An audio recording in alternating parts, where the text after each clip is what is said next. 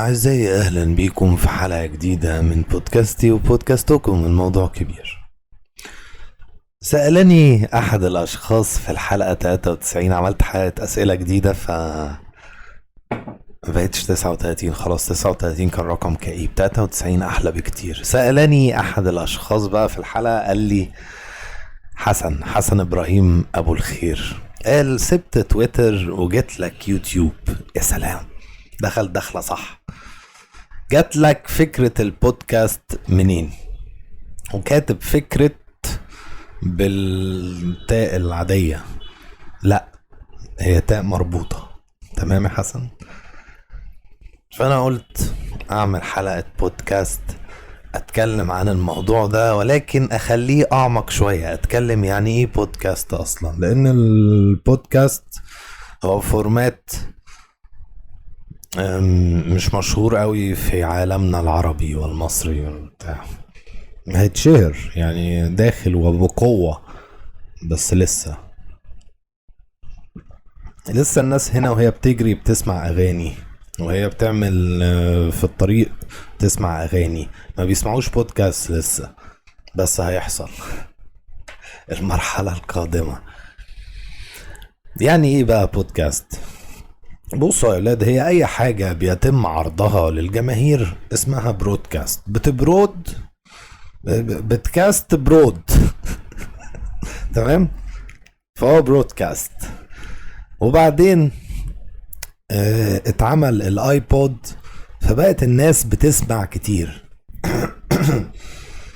فجاء لك احد الاشخاص قال لك انا هعمل حاجة زي راديو شو، واقعد اتكلم فيه وبتاع ويبقى على الايبودز بتاعت الناس في البتاع اللي كانت ابل عاملاها ساعتها. ومن هنا بدأت فكرة الربط ما بين الايبود والبرودكاست، انك بتبرودكاست باستخدام الايبود. فاتربطت الكلمتين بود وكاست، فبقت بودكاست. سبحان الله. وبعدين تطور الايبود وبقى فيه فيديوهات وبتاع وحوارات، فتطور معاه البودكاست. والبودكاست بالنسبة لي هو اي حاجة عادي، اي كونتنت انت عايز تعمله ده ممكن يبقى بودكاست. انت لو طلعت لايف ستريم قعدت تهس شوية، دي ممكن تبقى حلقة بودكاست. حلقة بودكاست ممكن برضو يبقى فيها برودكشن مش طبيعي، وممكن يبقى عندك ضيوف بقى مرشحين رئاسة.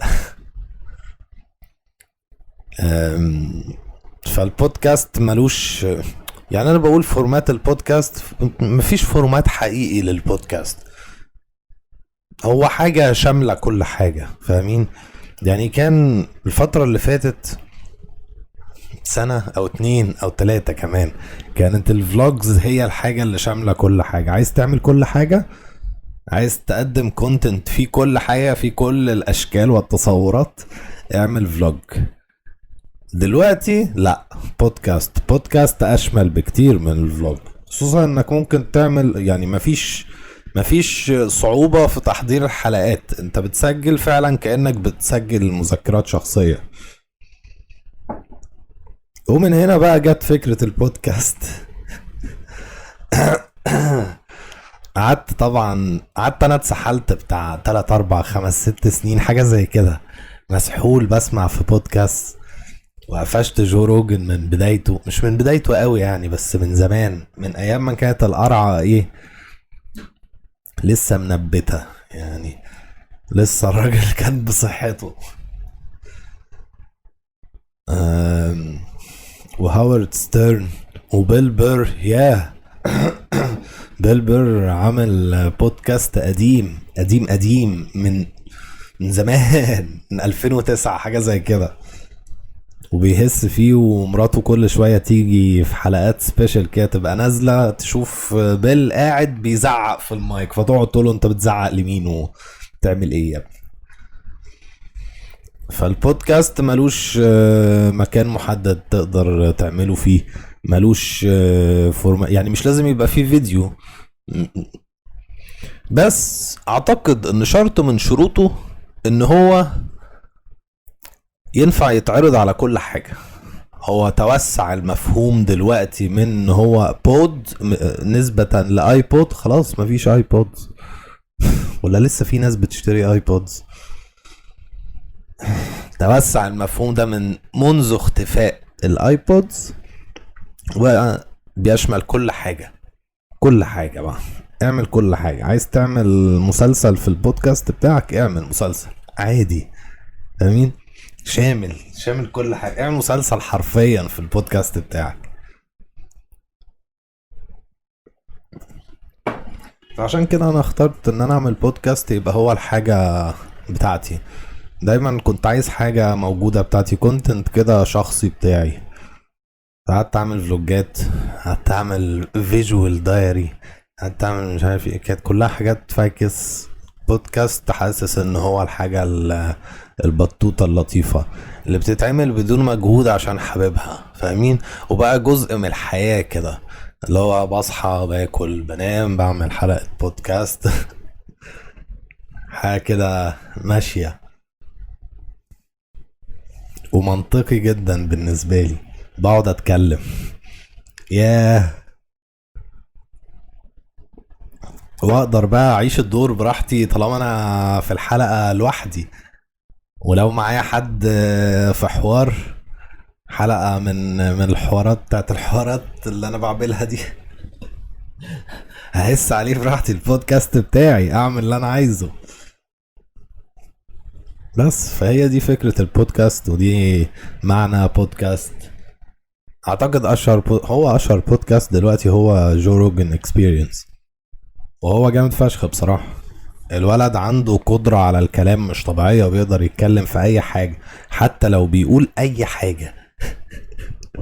احيانا تلاقوه قاعد قدامه واحد من فطاحل علم مش عارف ايه، داخل الكوانتم فيزيكس، وجو روجن بيرد عليه بيرد عليه بمصطلحات انت مش فاهمها، ولا الولد الضيف العالم ده فاهمها، ولا جو روجن فاهمها. هو بيقول حاجة كده تحس ان انت صح، انا مش فاهم بس انت صح.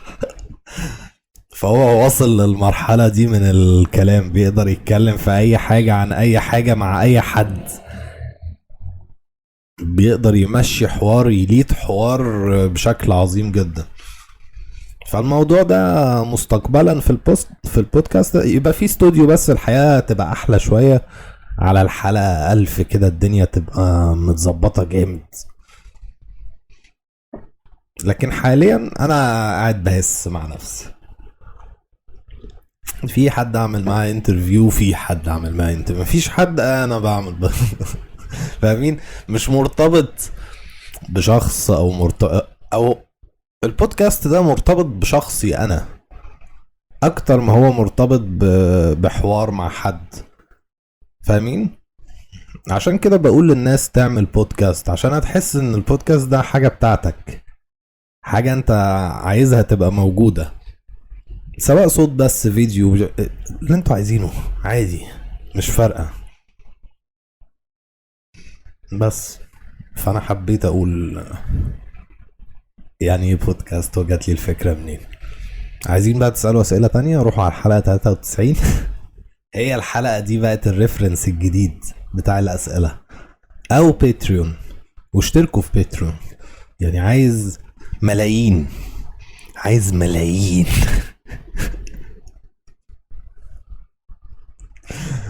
في لحظة صمت وحزن حصلت دلوقتي، اللي هو ملايين.